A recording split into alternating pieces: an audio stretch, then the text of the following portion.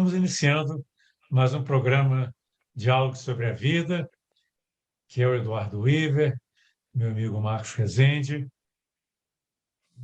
Conversamos, dialogamos sobre os ensinamentos de Jiddu Krishnamurti, esse grande personagem que tanto influenciou a nossa visão de mundo e tanto beneficiou pessoas de todas as religiões, de todas as culturas.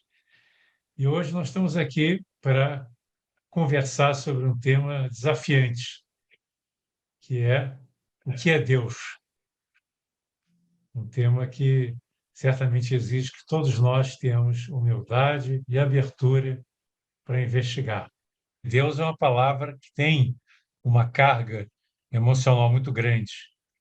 Quando você fala em Deus, cada um tem uma ideia diferente do que é Deus. Se você vai para cada parte do mundo onde existem religiões que se proliferaram, que estão atreladas a determinadas culturas, nós vemos respostas diferentes sobre o que é Deus. O próprio nome de Deus varia em função da cultura em que a pessoa teve o seu desenvolvimento, o seu crescimento. Então, é sempre um tema um pouco explosivo e nós temos que ter uma abertura grande, uma postura de realmente de um discípulo, aquele que está pronto para o aprendizado, se nós queremos investigar sobre um tema tão difícil. O Krishnamurti sempre falou que a palavra não é a coisa, assim como o mapa não é o território. Quando nós falamos de Deus, cada um pensa uma coisa diferente. E a palavra Deus está quase sempre ligada a crenças, a religiões, a rituais, a dogmas, enfim, a todo um conjunto de ideias que estão associadas ao nosso conhecimento, aquilo que nós acumulamos na memória. E às vezes, toda uma tradição que remonta a milhares de anos. Então, será o que o Krishnamurti pergunta é o seguinte: será possível nós investigarmos a natureza de Deus, investigarmos o que é Deus sem preconceitos, sem fazer uso de todo esse conjunto de ideias, de dogmas, de rituais, de aprendizados e de conhecimento que nós acumulamos ao longo do tempo? Será que essa busca pelo que é divino, o que é Deus, pode ser feita com uma mente vazia? Então, essa é a proposta de hoje, que eu e Marcos vamos desenvolver. Tentar investigar com uma mente totalmente receptiva o que vem a ser Deus, independente do nome que se queira dar. Marcos, suas palavras, considerações iniciais. Boa noite a todos. Edu, você escolheu um tema desafiante hoje, né? Um tema que as palavras nunca vão refletir o que é isso. Como você bem colocou, Krishnamurti sempre enfatiza que a palavra nunca é a coisa, né? Então, a palavra Deus é uma palavra de 4 letras em português, um símbolo, que para cada pessoa representa uma coisa diferente, né? Em inglês, God, três letras. Enfim, a palavra é um símbolo. Agora, a que esse símbolo remete é que é o desafio para a gente explorar, e explorar não de uma maneira terminativa ou de uma maneira conclusiva, mas explorar talvez no sentido de mostrar o que não é Deus, para tentar quem sabe, receber um pouco dessa brisa, um pouco dessa luz, um pouco dessa energia criadora, criativa, que permeia tudo e todas as coisas, né? Eu acho que o primeiro ponto a gente falar aqui é que Deus não pode ser nenhuma ideia, nenhum conceito. Mas é o que quase todo mundo faz. Quase todo mundo tem uma ideia de Deus, né? Aquela ideia que a pessoa se segura assim, não, eu tenho fé, eu confio em Deus. É como se a mente desse uma paralisada ali e ela se agarrasse em alguma coisa que ela chama de fé, né? Que na verdade é um conceito mental, é uma projeção mental, né? Na verdade, essa confiança maior, ela não depende de nenhum conceito, ela não depende de um nome. Então a gente vê que a ideia que se faça de Deus, a imagem que se faça de Deus, nunca será a própria coisa. Por quê? Cada cultura vai ter a sua imagem própria. E aí você vai chegar até mesmo às guerras religiosas, que seria uma coisa inimaginável, né? Guerras religiosas. Até hoje, no século XXI, algumas guerras têm um fundo religioso. Atos terroristas têm fundo religioso numa fé distorcida, né? Numa crença tão fechada, mas tão fechada, que talvez o que tivesse um perfume de Deus jamais entra nessa mente suicida, tipo dos homens-bomba, que em nome de Deus vão lá e detonam o corpo e matando outras pessoas, né? Então, assim, tem muita loucura em nome de Deus. Deus não é uma crença, Deus não é uma palavra, Deus não é um conceito. E, segundo Krishnamurti, para tentar explorar isso aí, como você falou, a gente precisa se despedir de tudo, de todas as ideias que a gente absorveu do meio, da cultura, da educação, da religião, sobre o que seria Deus. E mais, não reduzi-lo, porque às vezes você pode mudar o nome. Você pode falar assim: consciência universal, absoluto, eterno.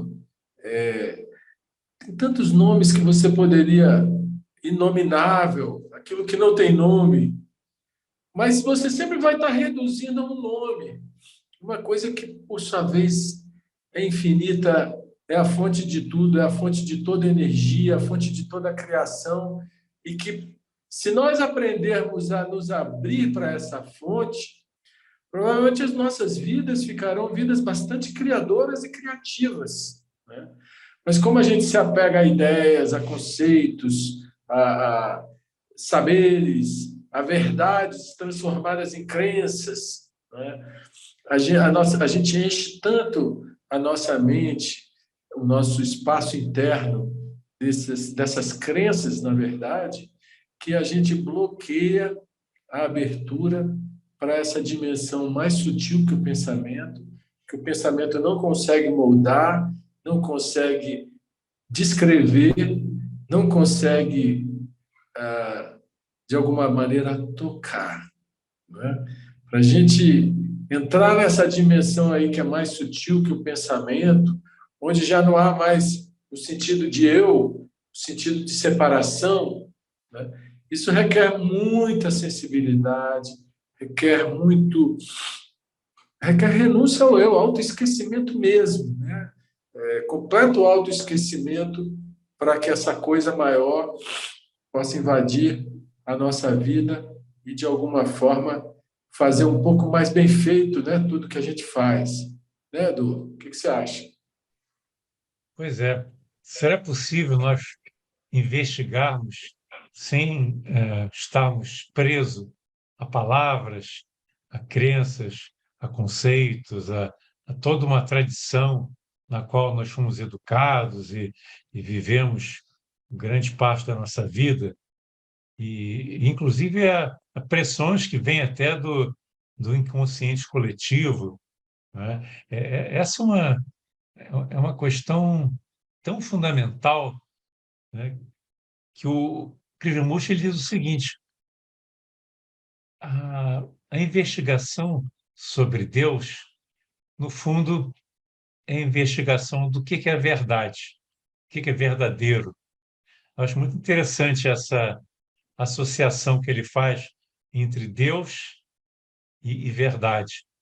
Ele diz que realmente, na hora que você está investigando o que é Deus, se for uma investigação profunda, na verdade você está investigando o que é verdadeiro. Então, só o fato de você abrir mão de tudo que você acumulou ao longo da vida, se esvaziar, isso já te dá uma grande energia.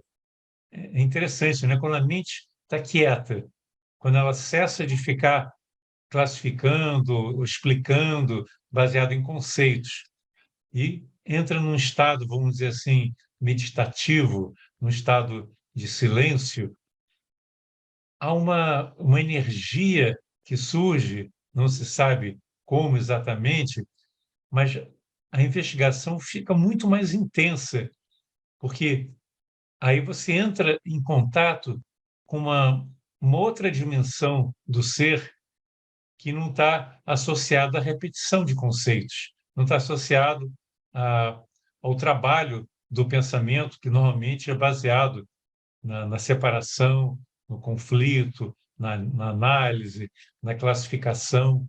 Então, portanto, quando nós nos despojamos de toda essa carga que nós trazemos nas costas, né, aí a mente silencia e é possível você usar a inteligência, que é uma coisa inata no ser humano, é uma propriedade que todo ser humano tem, um dom que todo ser humano tem, e que permite você realmente realizar uma investigação profunda, uma investigação sobre o que é verdadeiro, o que é divino, o que é o sagrado.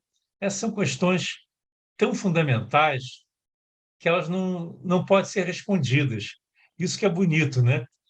As perguntas mais profundas, elas não trazem uma resposta automática, né?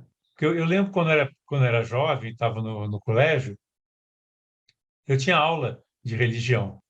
E aí eles traziam definições do que era Deus. Deus é onipotente, Deus é onipresente, e uma série de outras qualificações do que seria Deus.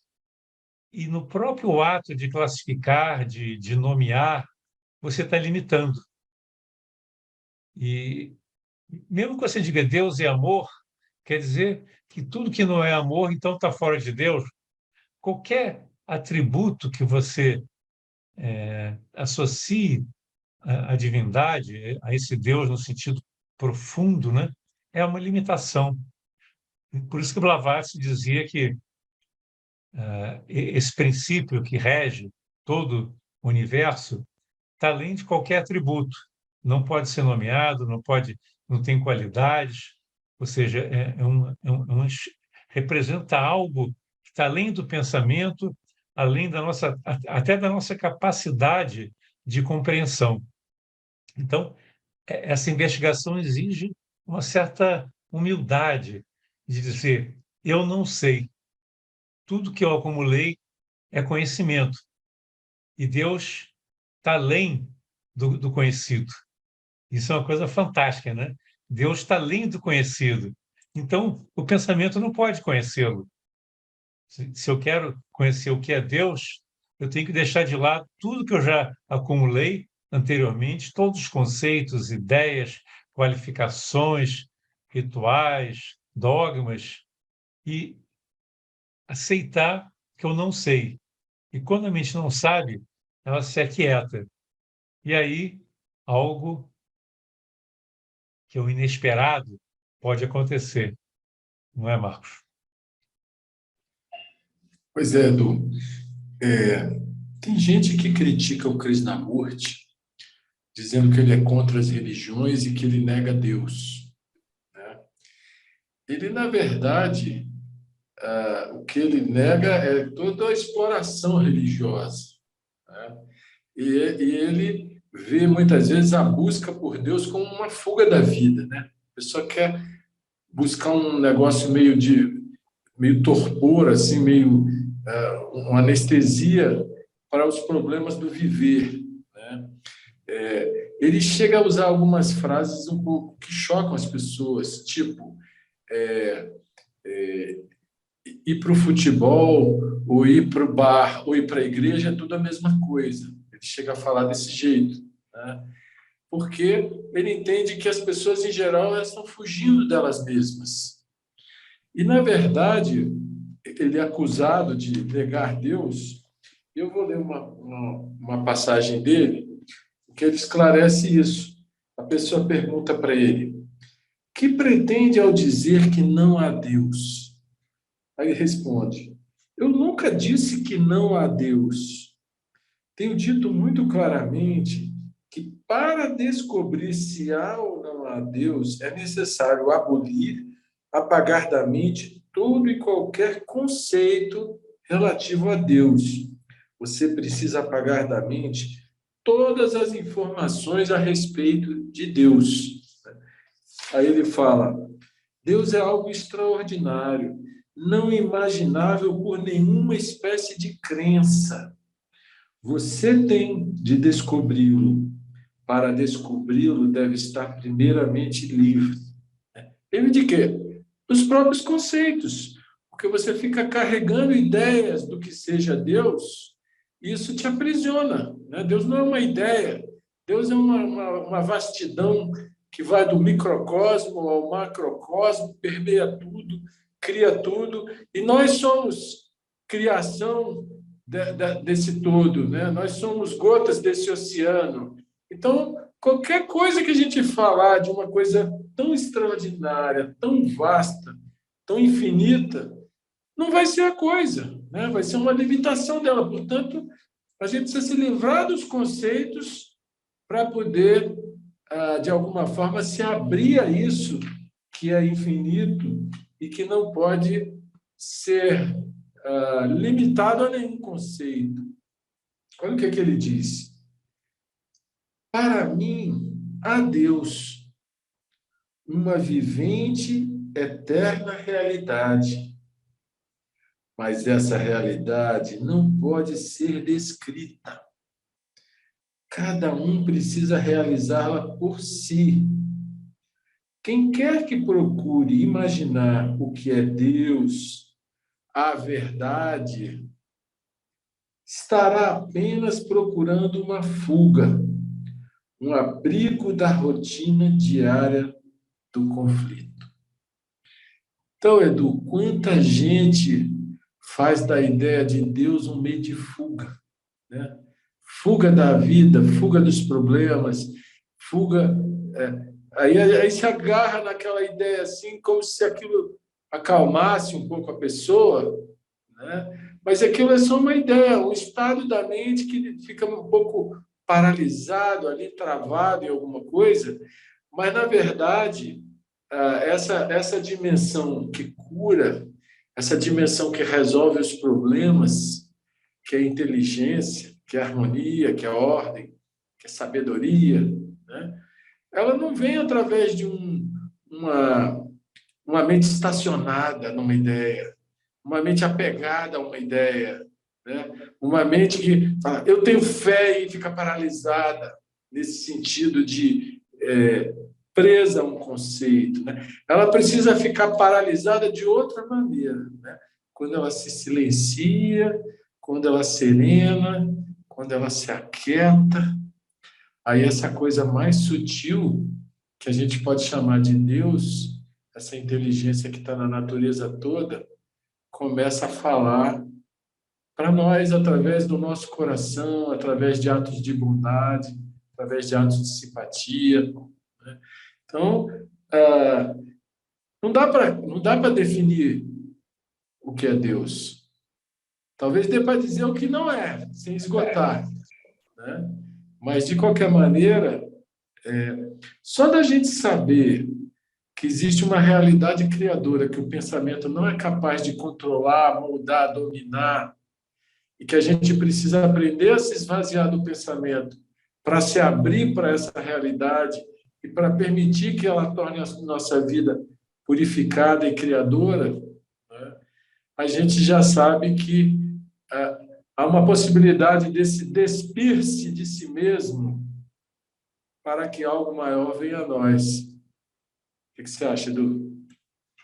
Pois é, nós temos uma tendência até cultural de querer colocar tudo no campo do conhecimento. Nós queremos conhecer, né? Nós fomos educados querendo conhecer as leis da natureza, e a ciência está aí para desvendar uma série de mistérios da natureza. Isso é perfeitamente normal. Então, nós criamos uma expectativa que, através do movimento da mente e de um trabalho intelectual, nós poderíamos compreender tudo que existe, né? Inclusive entender a Deus, quem é Deus. Estamos chegando ao final do primeiro bloco do nosso programa e aguarde um pouco, fique conosco que já voltamos.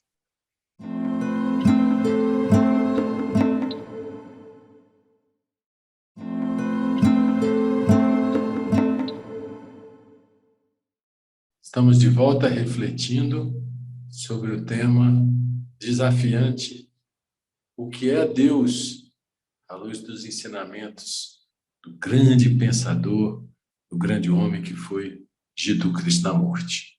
Você vê que as religiões organizadas procuram trazer para o campo do conhecimento o que é Deus, né? E associar a rituais, associar a conceitos, a livros sagrados que definem uma série de coisas, né?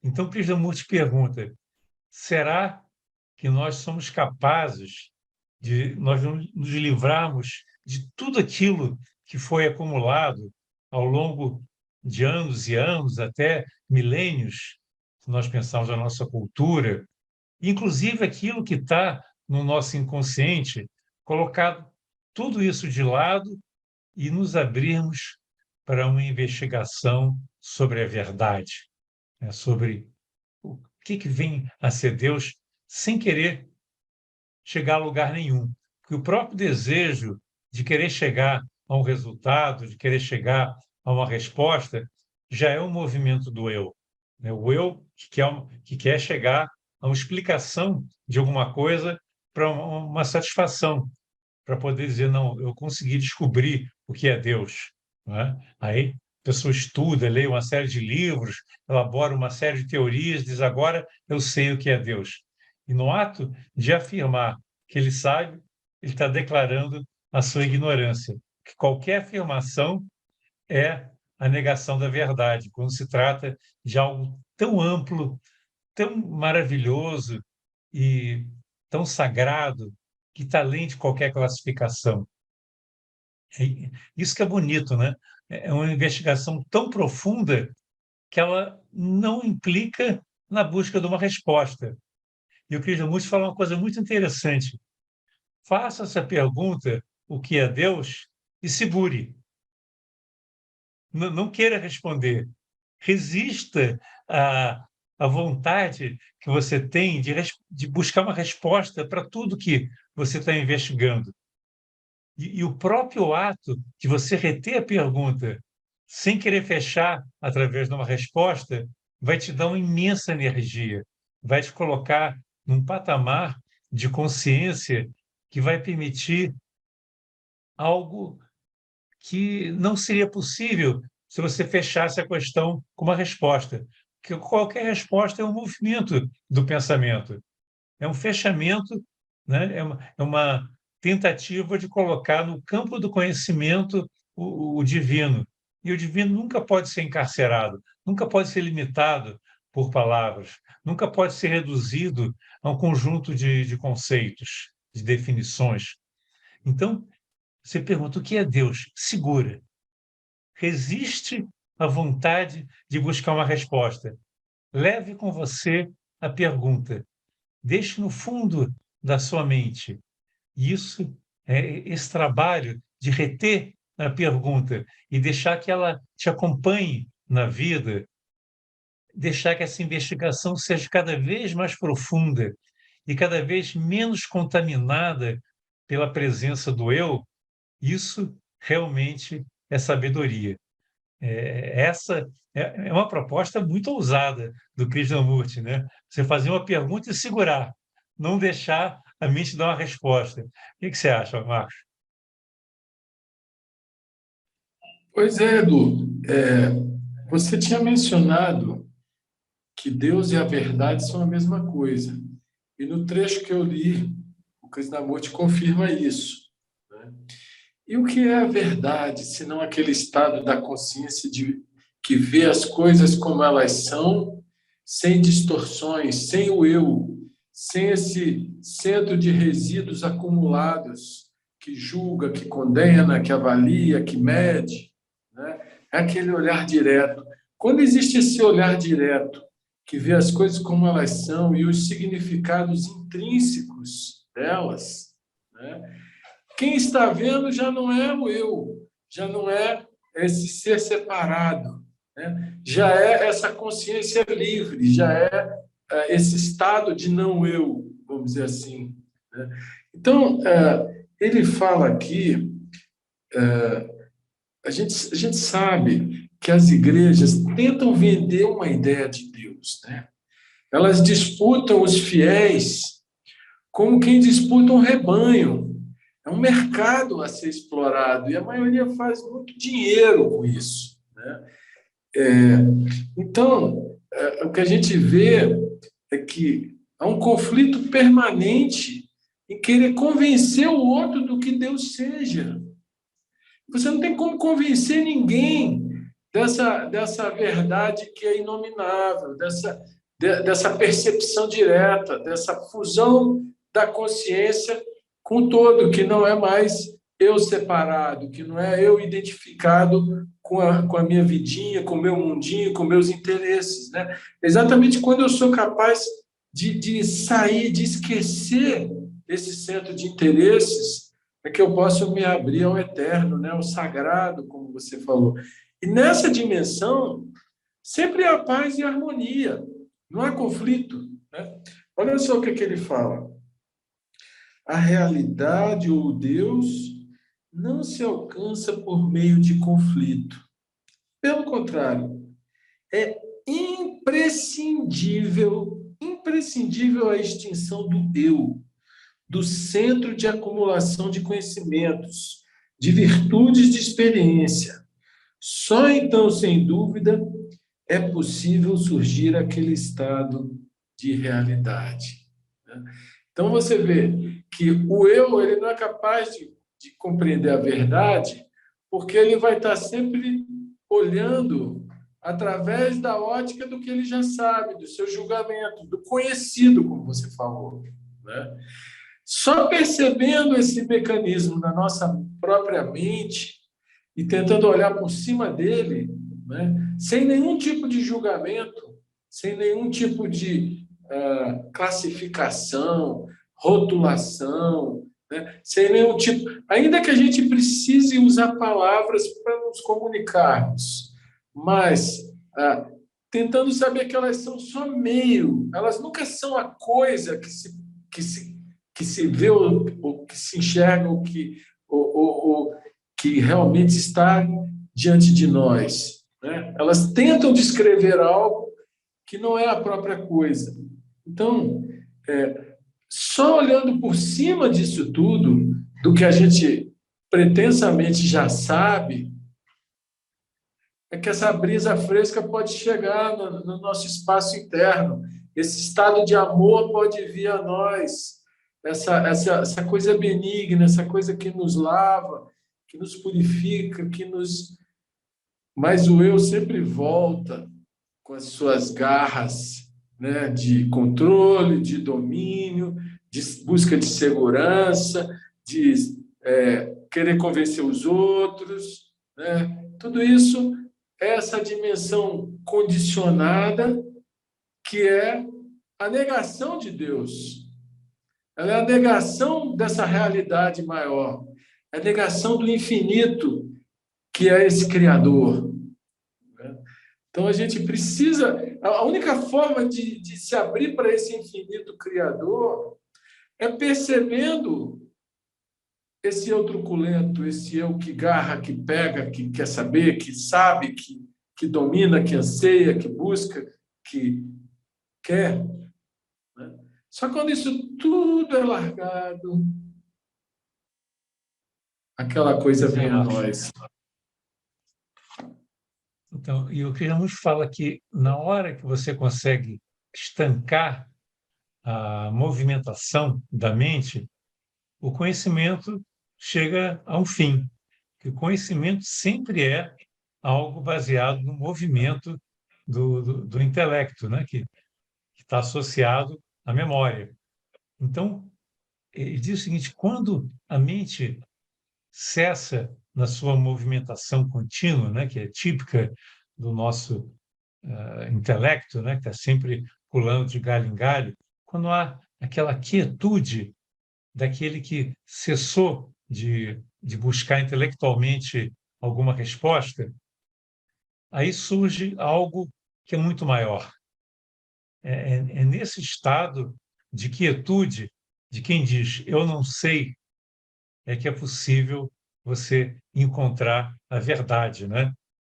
Considerando que o encontrar a verdade é, de certa maneira, o encontro com Deus.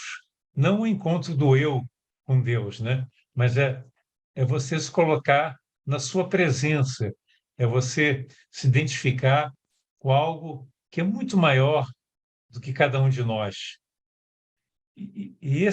Essa condição de, de não movimentação mental é que permite que nós venhamos a descobrir que nós somos unos.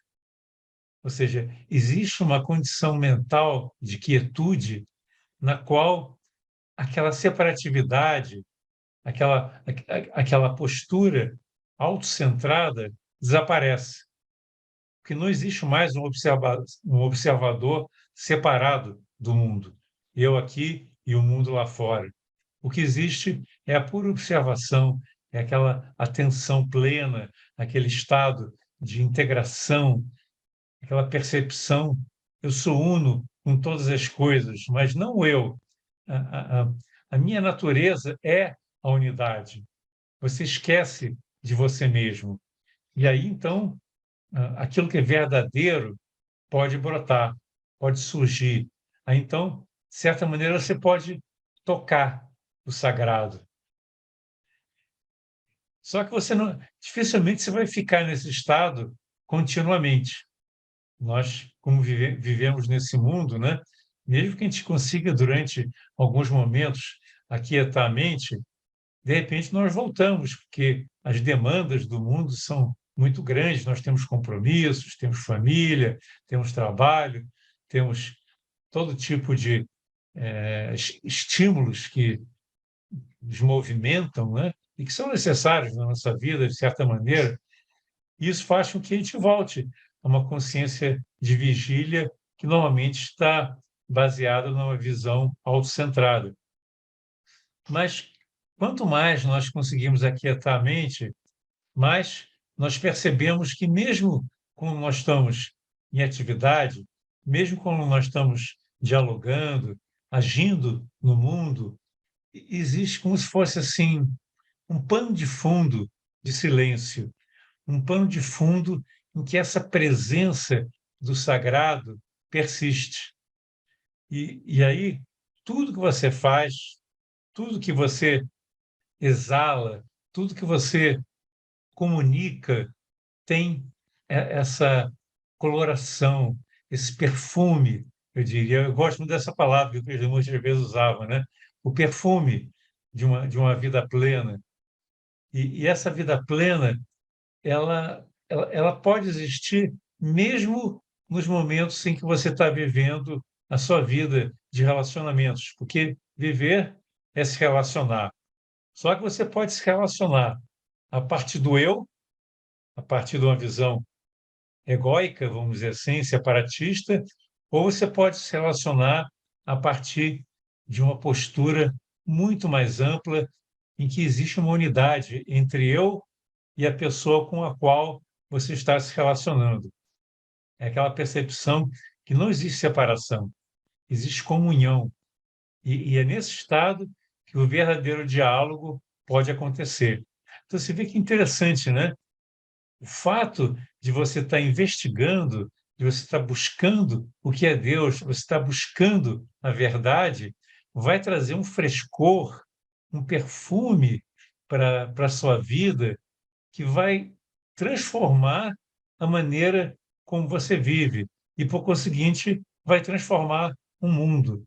Essa transformação é a única transformação possível e ela é muito mais poderosa do que qualquer revolução social, econômica que se possa pensar baseada em ideologias. As ideologias nunca vão resolver o problema do mundo, mas um ser humano que se transforma, que está imbuído dessa postura de não separatividade, que, que, que traz consigo o divino na, na sua mente, nas suas ações e na sua vida, esse realmente é um grande reformador da humanidade. Pois é, mas trazer o divino na sua mente não é trazer a ideia do divino, né? Pois Quantos é, pregadores aí no mundo inteiro, de tantas religiões, estão ajudando a dividir os homens, estão ajudando a fazer dinheiro, estão vivendo de uma maneira exploradora, né? Então, trazer o divino não é trazer a ideia do divino, é esvaziar-se para que essa energia criadora possa penetrar na nossa consciência ordinária, né?